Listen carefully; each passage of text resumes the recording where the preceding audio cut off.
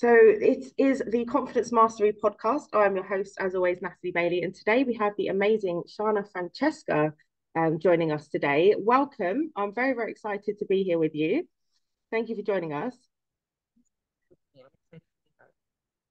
Cool. Would you like to just give people a little insight into who you are and what you do? Because I'm very, very excited for you to share your story and your knowledge with us today.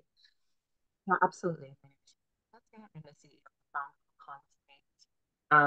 and what I do is life design, right? And what does that mean?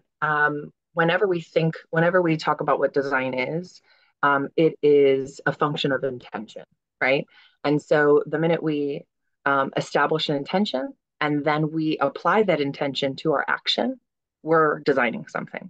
Mhm. Um, and I started out my career as an interior designer, but I approached it very much from this place of how do we create authentic spaces? How do we create spaces that support us rather than us supporting them? How do we create our home as a beautiful reflection of our beliefs about ourselves, of like a vision board for our life? How do we use our home and our physical surroundings, whether it be at our home or in our offices, so on and so forth? How do we set those up like the stage from which we tell the story of our life? Not in a performative way, but in the way that when you attend a play or you're watching a movie, there's a set there that's setting the mood, it's setting the culture, it's setting an environment, a vibe, Mhm. right? And that's all part of bringing us into the moment, right? So if we can create our environment so that we can be more present in our own life, right? Yeah, I love And that. then I, yeah, and then I started recognizing that part, right? The part about creating that authenticity in our life actually was deeply and profoundly powerful for people. And I could only work with so many people as an interior designer, but I could work with a hell of a lot more having this conversation in broader context. And so now I focus on, and so I took it from being interior design to this, let's apply it to our lives, because that's really what I was doing. I was starting with people's lives and then crafting an interior that reflected that, Mhm. right? And so now I'm just like, yes, interior design is still something I consult with people on, but it's really about designing people's lives and having those high level conversations and then helping them to understand how that they can then design their entire lives, including their home, right? Because that's still deeply important. We spend 2/3 of our life inside of our home, right? So we still need to have that part of the conversation, but it's not the umbrella is now life design Yeah. rather than interior. And so I focus on I'm public speaking, facilitating workshops. I do virtual workshops through my website, and then I spend a lot of time on podcasts like yours. Amazing. Podcasts are great, aren't they? They allow us to have so many interesting conversations with people like all over the world. The world, And it's just an amazing platform, isn't it? it is. It really truly is.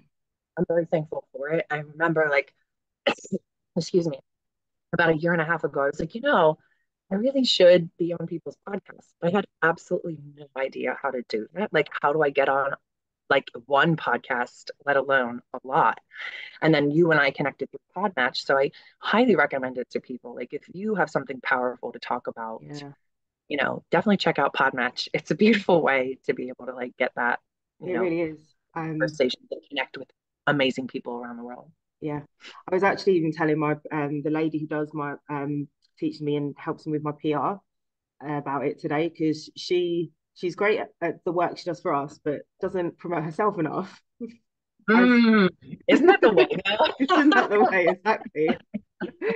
So she's going to join Podmatch now as well and start getting herself out there more. I mean, she does push herself to the press, but obviously not as much as she should. Yeah, because she's worried about pushing her clients, right? Because they're paying Yeah, her. exactly. So do as I say, not as I do. Right, exactly. I mean, it's like, I mean, me as an interior designer, people are always like, because that's my background. People are like, your house must be stunning. And I'm like, it's nice, but like my clients' homes are nicer because I don't have the energy to deal with my home. I mean, my home is nice, but it's not like, Yeah. I get home and I'm like, I'll deal with that later. You know? Like I'm still human at the end of the day. You still need downtime. Yeah, It's exactly. always like that. Exactly. I remember when I first got into personal training and I like completely changed everything that I was doing. And then Yeah. I'd still go to the pub with my friends. and Yeah. they'd start asking me for fitness advice while we're all stood there drinking beer. I No, I just, don't want to talk about it. I no, you have to pay for my time. My friends know better. Like I've set that boundary. We're not talking shop outside of school. no, no, definitely not. And so what was the I suppose the big change for you that took it from interior design to life design? Was there like a pivotal moment that made that? That's a great question. I think for a really long time, I had been struggling with imposter syndrome. I had been struggling with giving myself permission to know that I didn't have to just be an interior designer, right? Because I've been doing lots of research. I've read a ton of books. It's, you know, studying psychology, studying all of these things, as I was working with clients, because it's really necessary. There's a very deeply therapeutic aspect to being an interior designer. You're in people's homes, you're in people's lives, you're in people's businesses, you're elbow deep in what is really meaningful and important to them. And there's a lot wrapped up in that, right? When you start tearing that apart to Yeah, rebuild it, there's a lot of stuff that comes up for people. And so I used to joke around that like 70% of my job was therapist and like 30% was actually being an interior designer, but that wasn't inaccurate. It was deeply accurate. And then, my clients are like in the past have been judges, lawyers, heads of um, whole medical like head of neuroanesthesiology at the top medical institution, or one of the top medical institutions in the world, right? So these are very accomplished people, and they're like one of them. Like he looked at me and he says, "Oh, I tell everybody you're my interior designer and my life coach." And it was at that moment that I realized that I had been playing small, right? That I had been relegating myself to my degree and mhm, acting like I needed to only be that. And so the minute that he said that, it was like he gave me permission, although he couldn't, right? I had to give myself permission. yeah, But it was like he gave me permission to be bigger and to stop playing small. yeah, And so I did, and I started getting invited to, and before then, even I had been invited to speak at events and so on and so forth. But it was like all of a sudden I stepped into, no, this is what I want to do, right? And at that moment, and I had rebranded my business a little bit before that. So I was preparing myself this whole time to make that step, but I yeah. still had given myself permission. And when he said that, it was like, okay, enough. We're gonna just go for it, and we're gonna have this conversation. And I'm really glad that I did, because I can't tell you how many times people have listened to a podcast and have emailed me or Mhm. reached out, or the podcast host has reached out and said, the conversation you had on this podcast changed my life. Not like a moment, not my thought process, but like it changed my life. And I was like, okay, who am I not? Like Marianne Williams said, who am I not to own my power? Who am I not to have these Mhm. conversations? Who am I not to share the wisdom that I have gathered over the 38 years of my life? Who am I not to own that and to share that wisdom with people? Because to not do it is more arrogant. It's doing people a disservice as well when you have such a powerful thing to share and to help people with. Like you are literally doing people a disservice by holding that to yourself. It's yeah. And so I was like, savage. I mean, and I was always the person that people came to in their life when crap hit the fan, and like their life was falling apart, and they're like, I need an outside perspective. I need someone to give me advice. I was always that person, even for my own parents. That's a whole nother conversation, because there was like parentification there. Like I was my parents' parent. Hmm. But but I was the person, I've always been the person who people came to for wisdom. And so it was just a matter of me like owning that and accepting that's a part of who I am. Yeah. Uh, and then just giving myself permission to not just step into it, but step into it powerfully. I think that giving yourself permission is such a powerful thing. And obviously, this Yeah. podcast is called Confidence Mastery.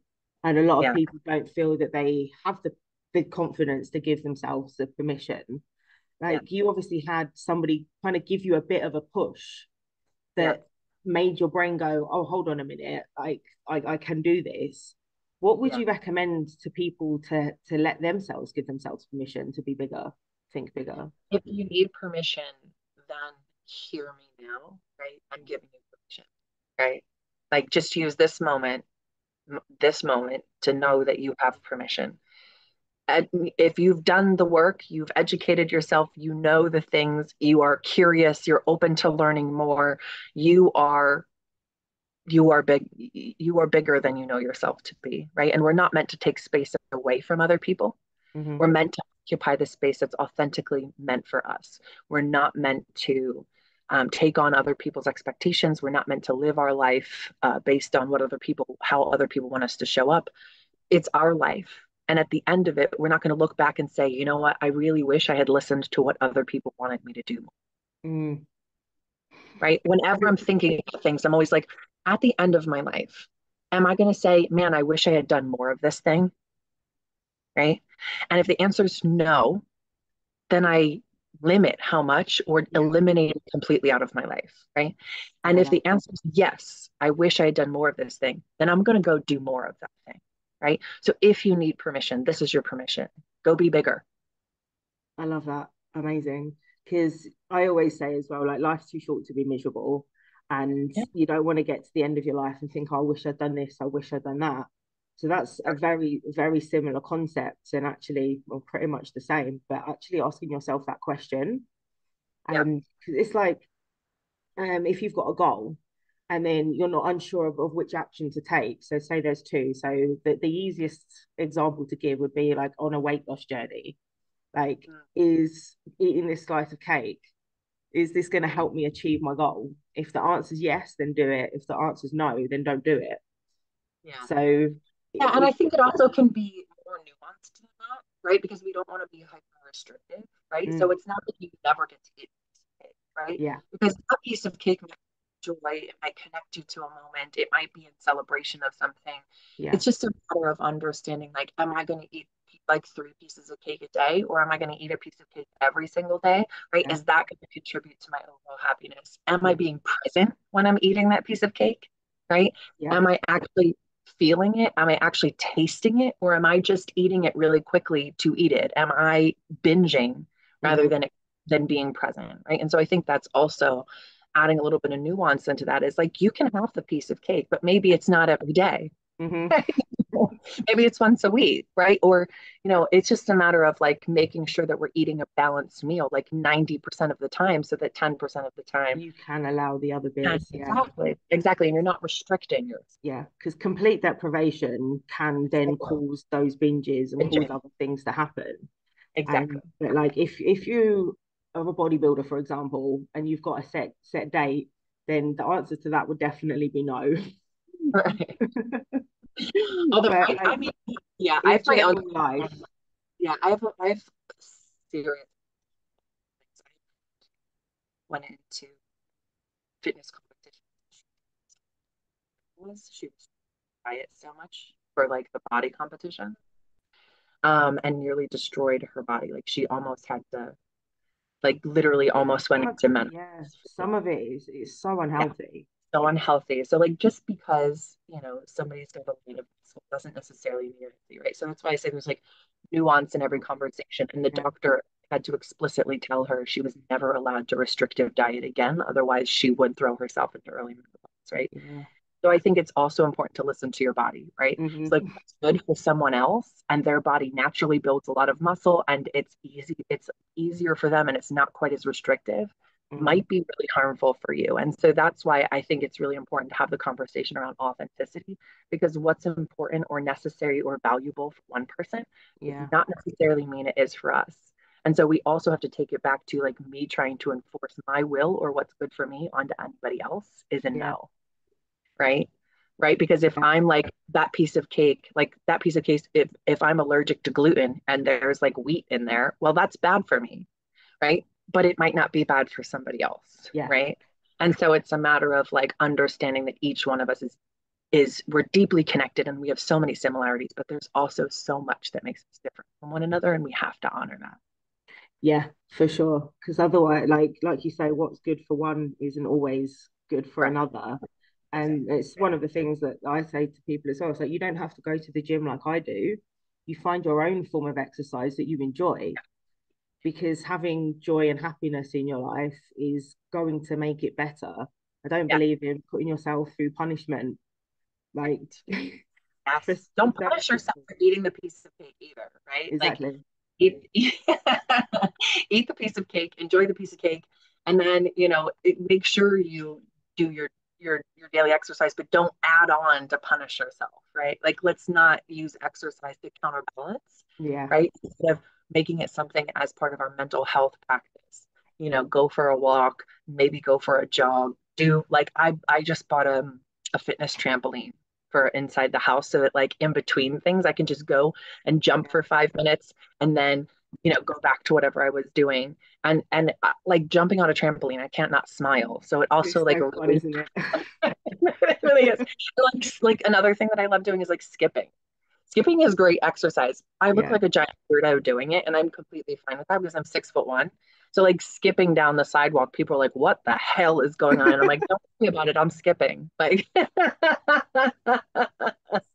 I love don't worry, that. There's no fear of judgment there.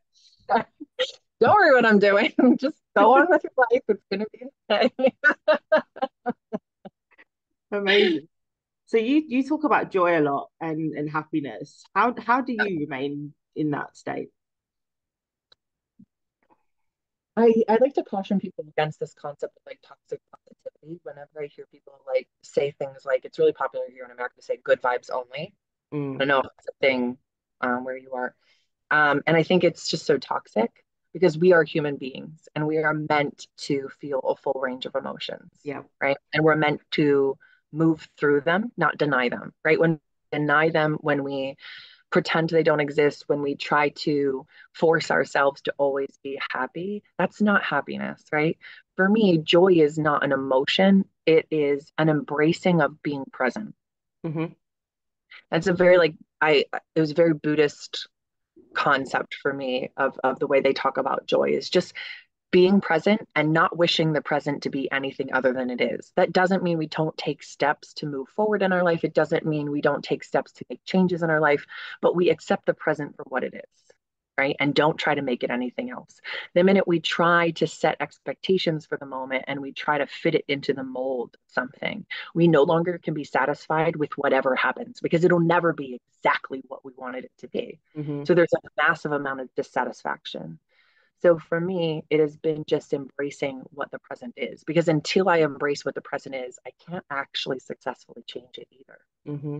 If I'm living in denial, if I'm trying to force it to be something else, I can't actually change it. So for me, so much joy has come from being present, spending time meditating every morning, going for long walks when the weather's not like windy and 30 degrees outside. 30 degrees Fahrenheit, not Celsius.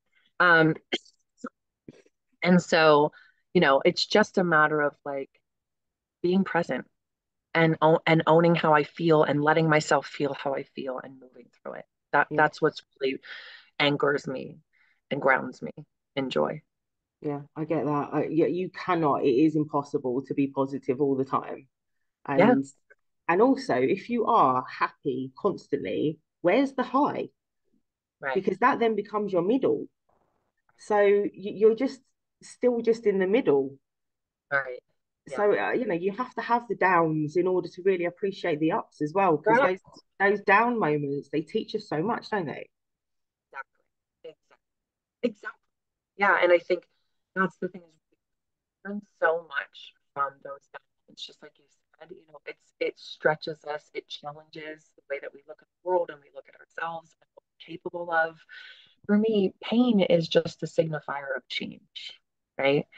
And change is a challenge of, and fear is a challenge of what we knew ourselves capable of or capable of understanding previously, right? Mm, So whenever fear comes up, for me, there's like two questions that pop up for me depending on the moment, right? And one is like, what is it that I need to know more about in this moment so that I can move through this fear and mm, and it can become wisdom and knowledge and understanding rather than remaining fear in my life, right? Or what self-limiting belief is keeping me back, right? And a practice for me has been recognizing what that fear is about. Is it fear because I feel unsafe, or is it fear because I'm pushing beyond what I knew I was capable of? Right. mm, And if it's pushing beyond what I knew I was capable of, what kind of support do I need to more move towards that thing anyway, even yeah. though I'm right? Especially because I'm afraid. Like, it's facing those fears and getting out of your comfort zone. That's Yes. where Yeah. the magic, or if if, even for want of a better word. Although I do Yeah. believe in magic, I think Yeah. to some level there is some magic in the Yeah. world. Yeah. Yeah. I think there's such this- what do you think of energy? I think magic is just unexplained energy, right? Energy, we don't know where it came from.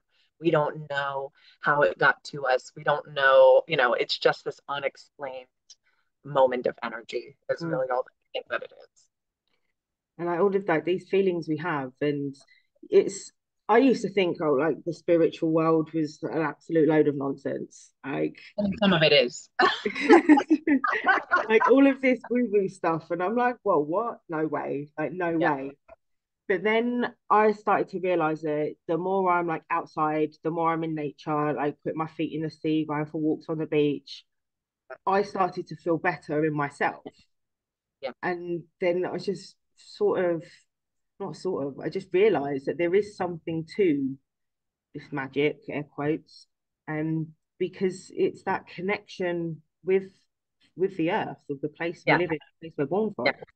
Yeah. And nature is deeply healing. I mean, the more I learn about nature, the more that I learn about different aspects of our world, the more that I am deeply convinced that it is a delicate ecosystem and we are all connected to one another. Every living thing, everything on this planet is deeply connected. And the more we can understand that connection, the more that we can honor instead of overusing, exploiting, or killing the world around us. Yeah.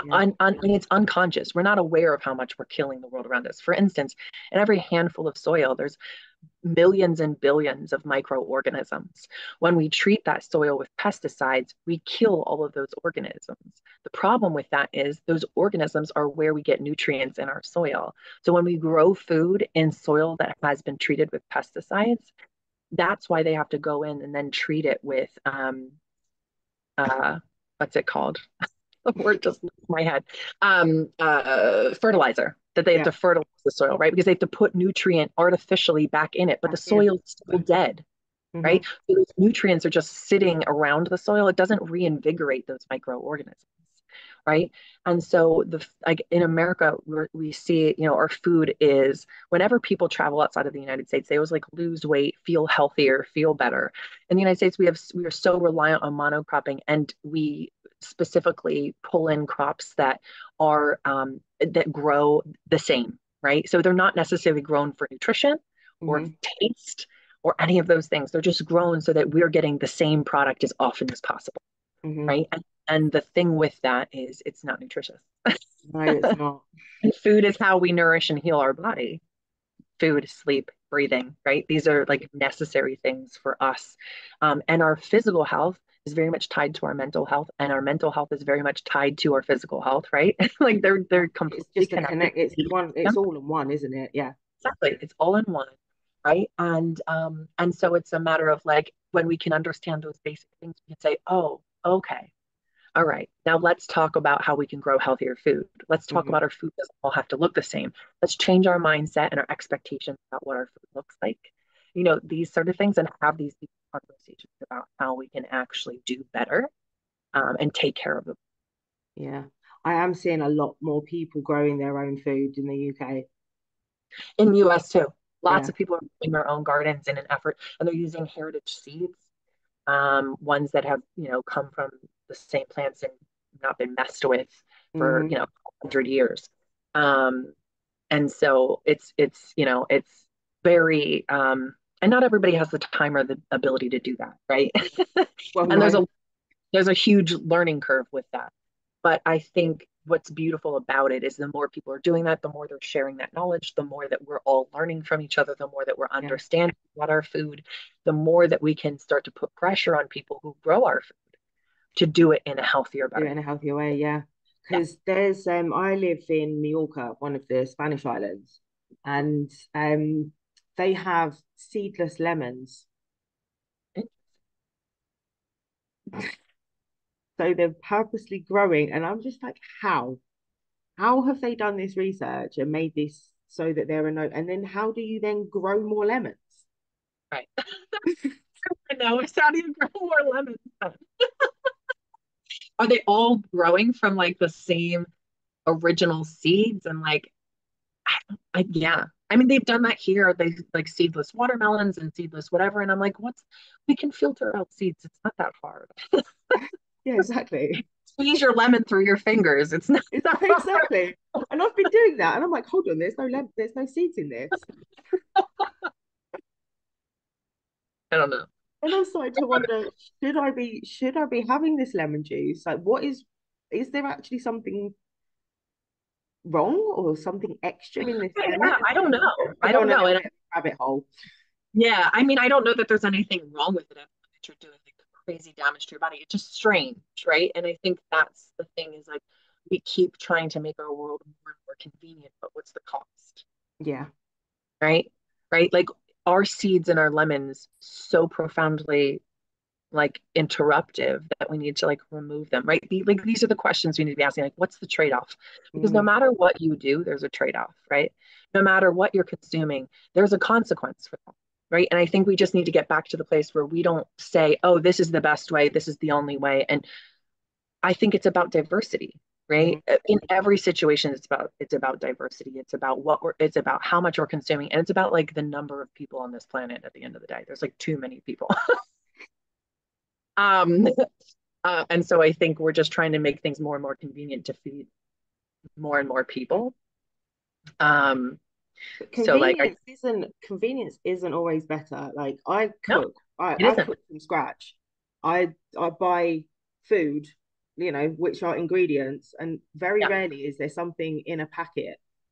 yeah, And I enjoy the process, I enjoy the creativity of it, like testing new things. yeah. And but then it's like I know so many people that don't know how to. Yeah, I think it's a combination of like, especially here in the US, so many people don't necessarily have the time. They might Yeah. be working multiple jobs, they might have kids they need to feed. They don't always have the time to cook, right? And so I'm not against packaged food. What I am for is us creating a society in which we can make those choices for ourselves, Hmm. right? Where we can work less instead of we can have a livable wage, right? That's standard. And we don't have to work quite as much simply to make our, rent and have enough money left Yeah. over for food and so on and so forth, and be able to reclaim a huge chunk of our time so that we can make that choice. Do I want to learn how to cook? Now do I have the time to cook? Hmm. Now do I have the time to dive into nutrition?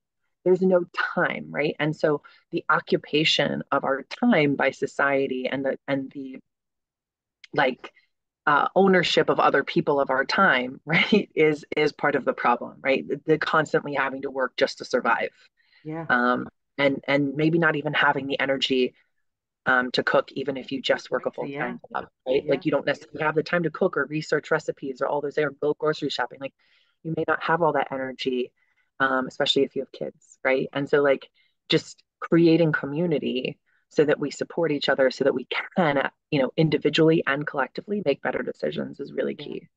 Community is one of the things that I'm really passionate about, and the people Yeah. that you're around, it makes a huge difference because we have, well, there is a saying, there people are either radiators or drains, so they either Mm, give you heat and warmth and support and lift you up, or they literally drain the energy away from you. yeah. And um, I've I've found that the more you can spend time with radiators, the better life can be. And Right. it's that sharing of energy. Yeah. And I don't think that people are typically mannered. yeah, I think that, again, I don't think people are bad or good. I don't think that people are one thing or another. I think there's a whole lot of nuance in it. And I think one person can be draining to someone and yeah, really like giving to someone else, right? And it can be time like moment dependent. I think it's just important for us to just remember like that relationships are a give and take, yeah. right? And we shouldn't always be the giver and we shouldn't always be the taker. There has to be a really beautiful balance there. And it should even out to 50-50. But it doesn't always look Not 50-50. always that way, no. One moment I might need more from my friends. I might need 70% of their energy in a moment. And then at other times I'm the one giving 60, 70, 80. right? And so Yeah. it's a matter of like finding that balance and making sure that you're honoring this give and take Yeah. rather than always trying to look at it from a place of I must give until until I have nothing left, Mm. or I need to take and get what's mine, right? Yeah. Like there's balance. And that's what a proper relationship is, isn't it? Yeah. And I guess that's where you help with the life design and helping people to understand this. Exactly. Yeah, we have these exact conversations. Let's talk about your life. Let's talk about your home. Let's talk about your job. Let's have these conversations. And it doesn't mean all of a sudden you walk away from your family or you all of a sudden just quit your job. Mm. No. It's more about how do we set boundaries? How do we learn how to set boundaries? How do we learn how to enforce boundaries? How do we you know, consistently work through that process, and then maybe we start applying for new jobs, or Mm-hmm. maybe we have difficult conversations with our family and say, hey, this thing you've been doing, I haven't really mentioned it to you before, but it's really hurtful to me, and I Mm. don't know if you're aware that it's hurtful to me. In my head, you have to be aware, but I've never told you that it hurt me. So I'm just going to come out and say, and we also have conversations of like, are you safe to say that to this Mm-hmm. person? Right? Like there's all these deep nuanced conversations that happen in designing our life. But the key is being really curious, and extending ourselves and others compassion, but also like honoring ourselves, right? Yeah. And honoring our needs and honoring who we are authentically. All those things are really key. Yeah. And have you done that with your parents? You spoke earlier about your parents and your relationship with them. Were you able to have that conversation? How is that relationship now? I'm no contact with my dad. And this is a trigger warning for him because no contact with my father because he's sexually assaulted 15. Yeah. He grew from the time that he was a child. And I grew up in a very abusive household. At first, both of my parents were physically violent. Then my mom got help and was no longer, from the time I was like 10, 11, she was no longer physically violent. And there's still some issues there in our relationship. There's still not full ownership of emotional uh, Mm-hmm. intelligence and her emotional health and her expectations around other people emotionally regulating for her. So we've had to have difficult conversations, but we're more, at times I've gone no contact with her, but it's just so that I could take a step back and rejuvenate for myself. Yeah. Um, but it's more like there's a lot of boundaries in that relationship. But with my father, I had lots of conversations with him afterwards, because we still lived in the same household. I was 15. Mm. Um, and no one knew for 3 years. So I was handling it on my own. And so these conversations were kind of happening just between he and I, and nobody else knew. And so I felt very unsafe. But then when I finally like asked for help and told people and was asking him to take accountability, he refused. And to this day, he refuses to take actual accountability and say, simply, I did this thing I shouldn't have, and I'm going to get help to make Mm-hmm. sure that I understand why I did it in the first place. Um, and since there's been no accountability on his part or and taking any ownership of his abusive behavior and so on and so forth, there was absolutely it's not safe for me to remain, Yeah. connected to my father. Yeah. So it's very tricky, I think. um, it's hard to like forgive someone when they won't take accountability, Yeah. especially when you're young, right? But now I've gotten to the place where I recognize that like it's not even it's not even forgiveness really. I didn't need to necessarily forgive him as much as I needed to release my expectation that he was going to show up as a father in a very specific way. Mm-hmm. Right? That was the thing I was holding on to that was really damaging to me, is that I was making it mean something about me because he wasn't showing up for me. Right. Right? And so that was actually the hardest part. Forgiving him, it was just a matter of like, he is who he is. I understand how he grew up. I understand patriarchy. I understand, you know, all of the things, all the lies that he has told himself to justify it, right? I understand all those things. And I can extend humanity to him while also knowing that it's never acceptable, not okay, and I'm Mm-hmm. not making any excuses for him, right? That part was relatively easy. That only took me like 10 years. When I say relatively easy, I'm in no way saying it was easy, but in comparison, to get to the place where I am now, where I had to release these expectations of how not only him, but both of my parents showed up Hmm. and continue to show up and just don't show up for me at all in any way that I never taught me the things I really needed to know. I had to teach them all myself, parentified myself and was parentified, was my parents' parent. Um, Releasing all that was even harder. That I probably didn't get to until like 5 years ago. So that took me like 20 years, Yeah, right? So, when I say to people, forgiving my dad was relatively easy, it still took a really long time. yeah. Yeah, To be honest, I'm not surprised that something like that would take that amount of time. But you should be proud of yourself for doing that and achieving all of the things that you have, and then also helping other people to deal with what they have trapped yeah, inside themselves. yeah. It's not an easy thing to let go of. I mean, because of the things, and that's just one thing. Right? That's just one moment. There's really not much that people can say to me that shock me. And there's absolutely nothing that anyone's ever been able to tell me that's made me um, like hate them. I just refuse to live with hate anymore. Like if I can forgive my father for that, I can forgive anybody just about anything. Doesn't mean I don't get angry. I just Yeah. don't, right? I don't invest in that level of, because there's that thin line between love and hate. And so it's a matter of me just understanding, you can love someone where they're at and that they don't necessarily belong in your life. And they don't necessarily deserve your energy.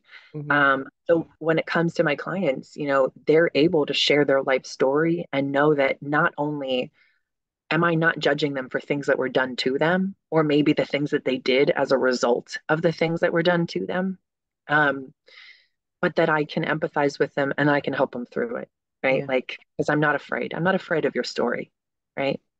It doesn't have any power over me. It's your Hmm. story. Let's Yeah. talk about it. Let's help you move through it and really have a beautiful life, right? Where you can just, it's not baggage anymore. It's just a Hmm. part of who you are and it's there and it's sitting on the shelf, but you're not dragging it behind you anymore. That's the thing, isn't it? People can use that, and it can, go in a negative cycle, and then that's holding on to that excuse. But by Yeah. doing that, you can't move forward Yeah. and have Yeah. those proper, that good relationship with yourself. You need to have Yeah. that in order to have those relationships with other people. Yeah. Exactly.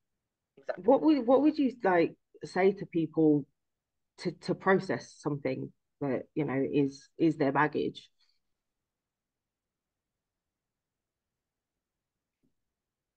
I think when really horrible things happen to us, in my experience, and I'm not a mental health professional, I'm not a doctor, so this is not medical advice. This is just based on my lived experience.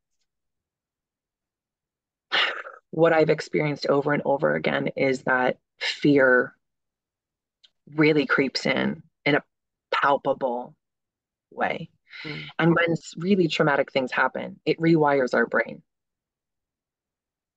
When Hmm. it rewires your brain, it then is stored inside of your body. And when your brain controls your entire body. So now your brain is is changed the way it controls your body. It'll change everything from your heart rate, how your heart beats, literally, to all kinds of other physical side effects. And I think it's really deeply important to know that and to dive into that and to find support around you. Um, and to find people that believe you, that listen to you, and whether that be through therapy and coaches, or that be, with a great best friend who just listens and doesn't try to fix it, right? Hmm. Who just believes you and understands. And sometimes that sharing, depending on the severity of the moment, is like deeply important. But I think the fear that comes up because there's a sense of isolation in this thing that was done to us, there's definitely shame that comes up. There's all kinds of things that come up. And I think just letting yourself feel them, acknowledging that that's how you feel. Don't make yourself bad or wrong for feeling that way. And then being like, hey, you know what? I feel shame about this thing, even though it was done to me. Right. Um, and there's nothing for me to be ashamed of. Right. But why am I feeling this shame? Yeah. What messages have I been told that have made me believe that I should be ashamed in this moment? and like take time to dive into that, right? Because once you dive into that, shame starts to dissipate. You're like, that's not logical. That doesn't make sense. So why am I beating myself up over this, right? But there's like grace in these moments. I mean, this is just the journey that I've taken. Is it the most linear? I don't know. But it's the journey and the path that I took is just diving into why did I feel some way? Don't make myself bad for feeling shame. Don't make myself bad for feeling depressed. Don't make myself wrong for any of the things that come up because it's a traumatic event Hmm. and my body is doing the best it can to keep me alive.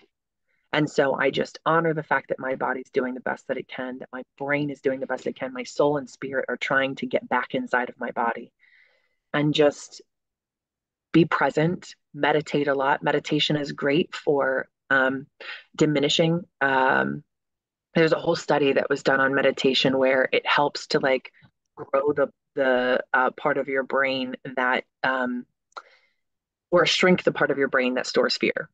Okay. Yeah. And so for me, a great part of me recognizing I have complex PTSD and moving through these moments has been Yeah. daily meditation. And sometimes I fall away from it. And after a few weeks, I'm like, oh, I should get back to it. And like after a couple months, I'm like, I have to because my mental health is suffering. Right. And then I Uh-huh. get back to it. Right. But that daily meditation practice, whether it be 15 to 20 minutes, just, 10 minutes even in the morning, or then maybe going for a walk, no headphones in, just Hmm. listen to the birds and so on and so forth, and like maybe actually hug a tree or like walk around and put your feet in the dirt. Yeah. Um, who cares if people think you're weird? Who cares?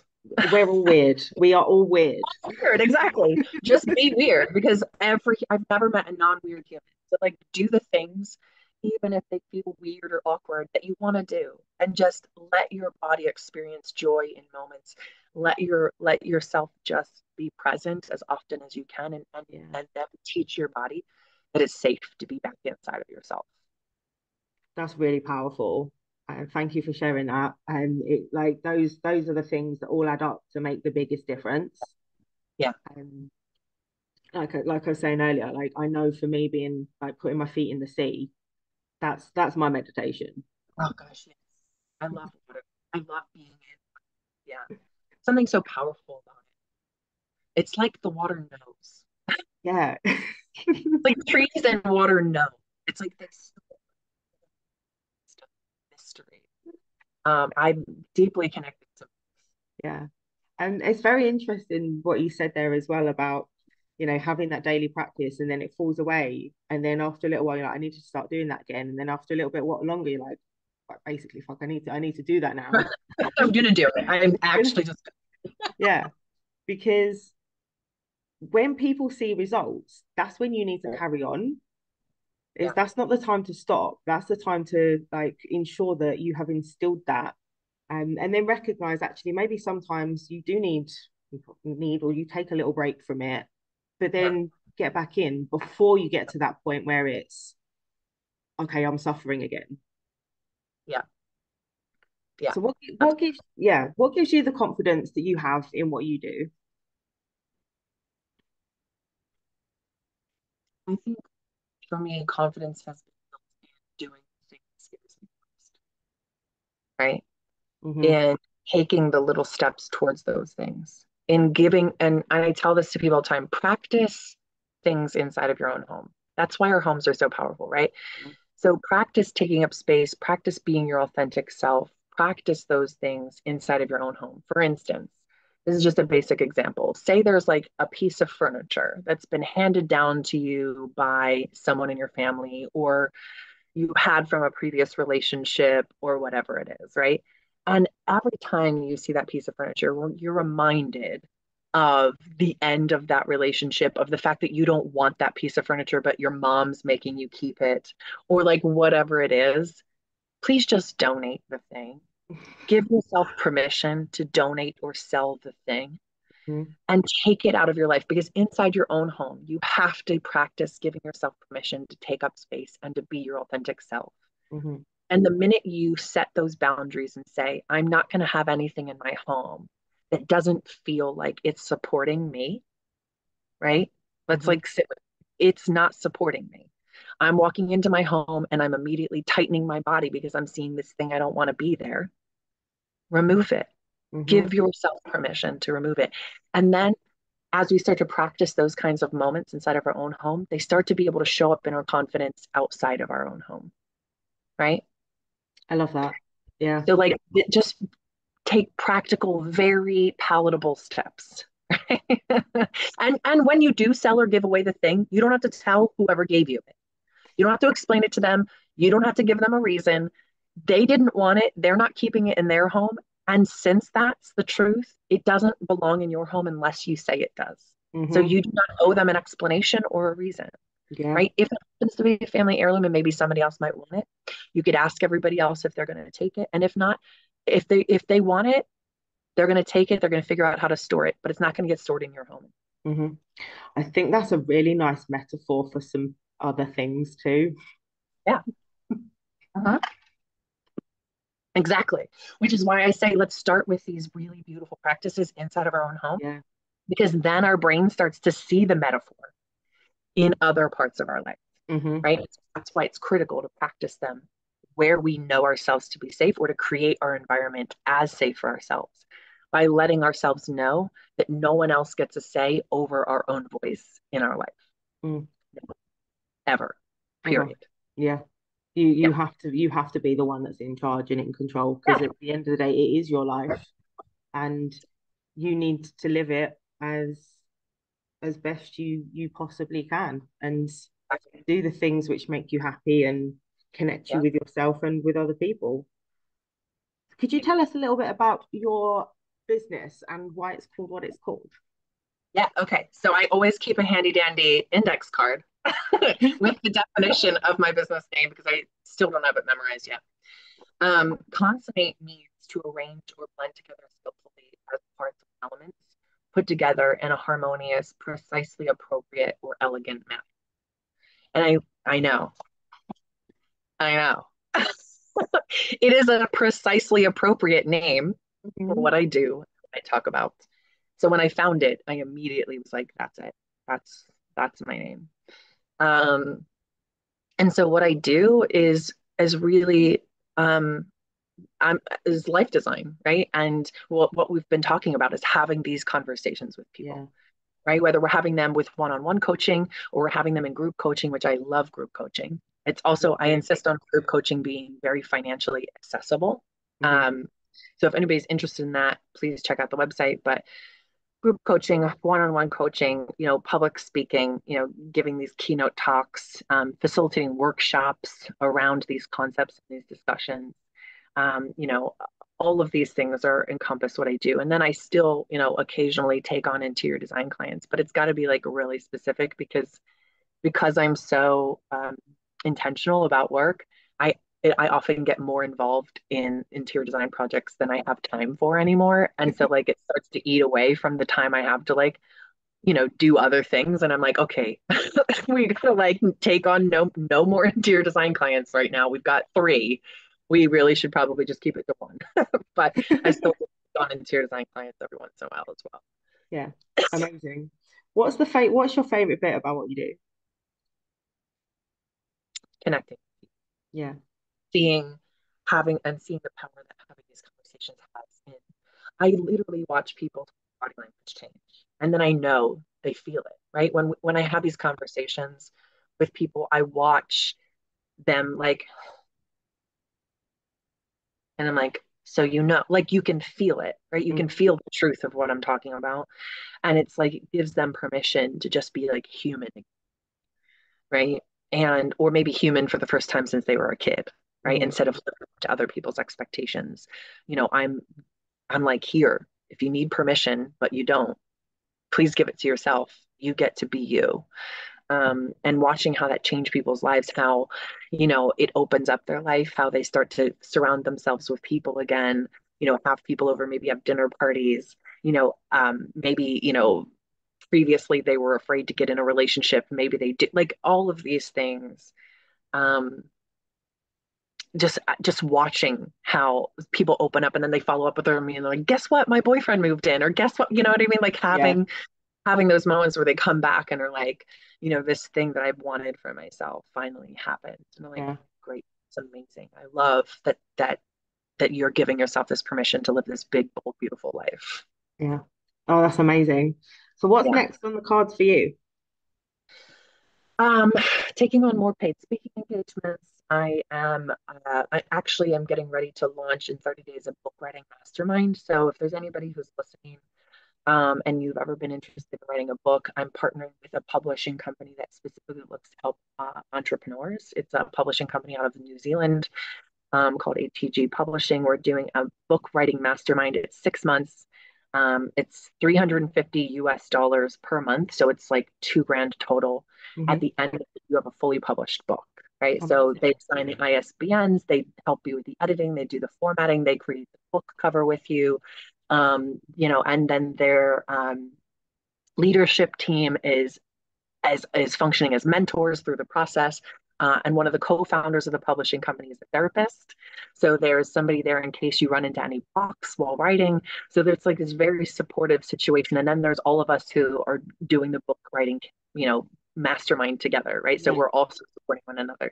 So if anybody's interested in writing about their life, about their entrepreneurship, about, whatever it is they're passionate Brilliant. about, please reach out because we have only 20 spots available. So I want to make sure that like people are able to join and be a part of it, and make sure that we're getting more variety of voices out there in the world. I've been saying for I think 5 years I need to write a book, so I may be I may be joining you. And you should.